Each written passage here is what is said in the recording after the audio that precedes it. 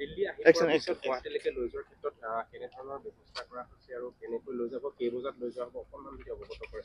হয়, আপোনালোকে জানে সন্মানীয় মুখ্যমন্ত্ৰী ডক্টৰ হিমন্ত বিশ্ব শৰ্মাদেৱে আজি নিজেই গোটেইখিনি ক'ত কেনেকৈ তেখেতৰ পাৰ্থিৱ শৰীৰটো ৰখা হ'ব, কেনেকৈ মানুহ আহিব, কি কৰা হ'ব, সেই গোটেই কথাখিনি কেইবালানিও উচ্চ তেখেতে সভা কৰি মানুহখিনিক নিৰ্দেশনা দি বিয়লি প্ৰায় 3:30 বজাত নতুন দিল্লীলৈ আহিছে। আৰু যেতিয়াই জুবিন গাৰ্গ আহি পাবহি ছিংগাপুৰৰ পৰা, তেতিয়া মুখ্যমন্ত্ৰী মহোদয়ে সেই জুবিন গাৰ্গৰ পাৰ্থিৱ দেহটো তেখেতে চমজি ল'ব আৰু পৰৱৰ্তী সময়ত যি আনুষ্ঠানিকতা থাকে, অফিচিয়েল কাম কাজ থাকে, সেইখিনি কৰি বিশেষ বিমানখনৰ জৰিয়তে অসমলৈ প্ৰেৰণ কৰিব।